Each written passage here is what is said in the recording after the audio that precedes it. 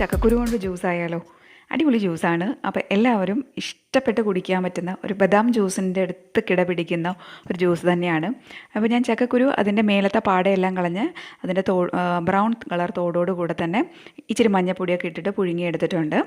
പാല് 1.5 പാക്കറ്റ് പാലെടുത്തിട്ടുണ്ട്. നല്ല തിക്കായിട്ടുള്ള പാല്. പഞ്ചസാര വേണം.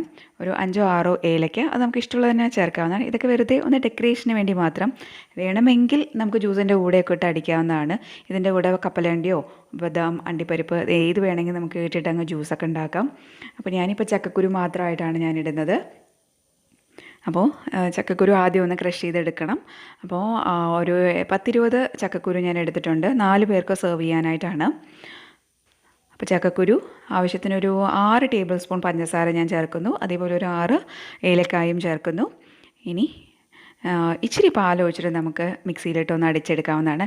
ഇനിയിപ്പോൾ എന്തെങ്കിലും ഞാനെപ്പോഴും പറയാൻ വിട്ടുപോകുന്നൊരു കാര്യം, എൻ്റെ വീഡിയോസ് കണ്ടതിന് ശേഷം നിങ്ങൾക്ക് എന്തെങ്കിലും അതിലുള്ള സംശയങ്ങളോ ആ റെസിപ്പിയിൽ എന്തെങ്കിലും ഡൗട്ട്സോ ഒക്കെ ഉണ്ടെങ്കിൽ നിങ്ങൾക്ക് കമൻറ്റ് ബോക്സിൽ വീഡിയോയുടെ ഏറ്റവും താഴെ വരുമ്പോൾ കമൻറ്റ് ബോക്സ് ഉണ്ട്, അതിൽ എഴുതി ചോദിക്കാവുന്നതാണ്. അപ്പോൾ അതിനുള്ള ഡൗട്ട്സ് ക്ലിയർ ചെയ്യാൻ എനിക്കും സാധിക്കും. അപ്പോൾ എല്ലാവരും കാണുന്ന കൂട്ടുകാരെല്ലാവരും അത് ചെയ്യുമെന്ന് ഞാൻ പ്രതീക്ഷിക്കുന്നു. അപ്പോൾ ചക്കക്കുരു ജ്യൂസ് ഇതുവരെ ഉണ്ടാക്കാത്തവർ എന്തായാലും ഉണ്ടാക്കി നോക്കണം. ഒരു അടിപൊളി റെസിപ്പിയാണ്. എല്ലാവരും തംസപ്പ് തരുന്ന ഒരു അടിപൊളി ലൈക്ക് തരുന്ന ഒരു ഡിഷ് തന്നെയാണ്. എല്ലാവരും ഉണ്ടാക്കി നോക്കൂ.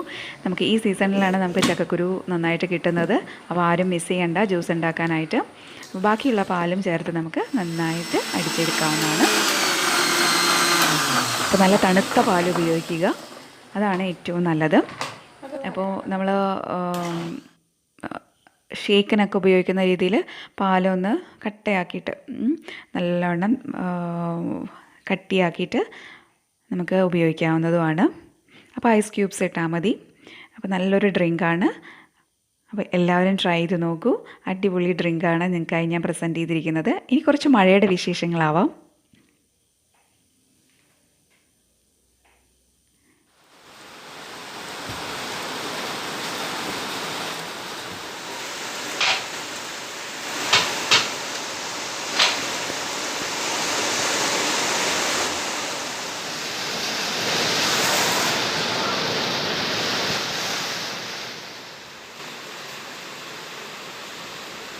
ക്യാമറയിലോട്ട് മഴ മുഴുവനായിട്ടും പകർത്താൻ പറ്റുന്നില്ല. ഇലകളിലേക്ക് തുള്ളി വീഴുന്നത് മാത്രമേ അറിയാൻ പറ്റുന്നുള്ളൂ.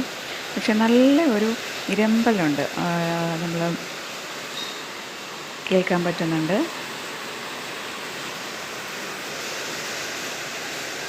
ഷീറ്റിൻ്റെ മുകളിലും അവിടെ ഇവിടെയൊക്കെ ചെറുപ്പുറന്ന് പെയ്യുന്ന മഴയുടെ ശബ്ദം കേൾക്കാൻ നല്ല രസമാണ്. അപ്പോൾ വൈകിട്ടൊരു 5-5:30 ആയിട്ടുള്ളൂ. ഫോണിൻ്റെ ക്ലാരിറ്റി കൊണ്ടാണ് ഇത്രയും അറിയുന്നത്. അപ്പോൾ ഷൂട്ടിംഗ് എടുക്കുമ്പോൾ അകത്തേക്ക് അധികം വെളിച്ചമുണ്ടായില്ല. അപ്പോൾ അതാണ് കുറച്ച് നേരിലൊക്കെ വീഡിയോയിൽ കാണുന്നത്. അപ്പോൾ അകത്തേക്ക് ഇരുട്ടായിരുന്നു. ഫോണിലെ ലൈറ്റിങ്ങൊക്കെ അഡ്ജസ്റ്റ് ചെയ്തിട്ടാണ് ഷൂട്ട് ചെയ്തത്. അപ്പോൾ അതും നിങ്ങൾക്ക് വേണ്ടി ഈ കുംഭമാസത്തിലെ മഴ, നമ്മുടെ ചൂടിനെ അകറ്റാൻ വന്ന ഈ മഴയെ നമുക്ക് ഇച്ചിരി സ്നേഹത്തോടെ വരവേൽക്കാമല്ലേ. Thank you for watching.